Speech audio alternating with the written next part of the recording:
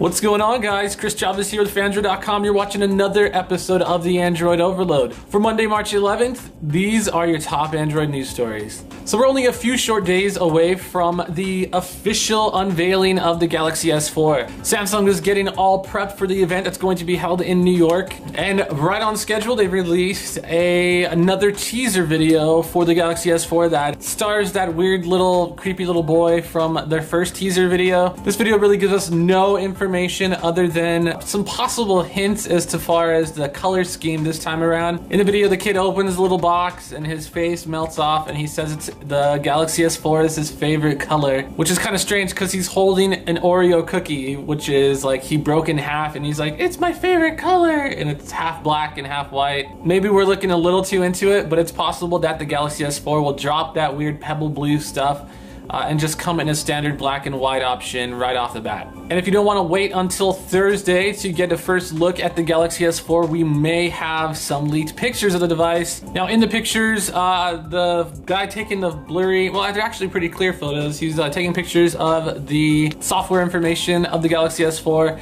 So we get a clear look of the front, and then he actually lays it down on some sort of table and you get a clear look at the back. So is this really the Galaxy S4? We have our doubts. Last time around we saw a few leaks of the Galaxy S3 before it was released, and those turned out to be little more than, I guess, a generic shell that Samsung was using when they were giving it out to carriers for testing on their network and so forth. Of course, we won't have to wait much longer to find out. It's only 3 days away, guys. So if you were wondering how the world is going to change once Google Glass finally comes on the scene, it looks like a bar in Seattle called the 5 Point Cafe has been keeping up with the tech, I guess. And before Google Glass could even be released to the public, they've already preemptively banned Google Glass from their bar. To show that this was little more than a publicity stunt, the guys at 5 Point Cafe actually posted on their Facebook page that this was to keep people from looking like complete idiots and something about ass kicking for violators. So these guys are just way too cool for school. And I don't think I'd want to go there anyway. So a couple days ago we told you guys about the Motorola Droid Razr and Droid Razr Max receiving a soak test that was going to start the process of the Jelly Bean update hitting devices on Verizon Wireless. Well, it looks like the Motorola Droid 4 might be getting in on some of the Jelly Bean action. An all-new soak test is set to hit the Motorola Droid 4 in the coming days. And while Jelly Bean wasn't specifically mentioned,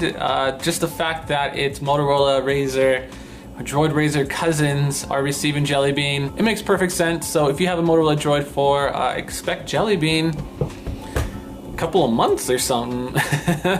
So a new HTC device bound for Verizon Wireless is popping up at the Bluetooth SIG. The model number of the device is HTC 6445LVW, and it's leading some to wonder, scratch their chins, if this might not be a HTC One variant. You may remember for the HTC One announcement, they actually announced that the phone would be coming for Sprint, T-Mobile, and AT&T. Of course, if you know a little something about Verizon, they don't take kindly to other carriers carrying the same phone as them. So in typical Verizon fashion, we expect the HTC One to be released on Verizon, just possibly under the Droid branding name. It's possible this could be yet another Droid Incredible, and while an official name hasn't been revealed in any way, shape, or form, I think the Droid Incredible One has a pretty nice ring to it. Looks like Google brought along Glass for their trip to South by Southwest over in Austin, Texas. Folks who attended the event were able to see a few new applications running directly off of the hardware. Apps like Gmail, a New York Times app. Other apps included Skitch, Evernote, and Path. And while we weren't at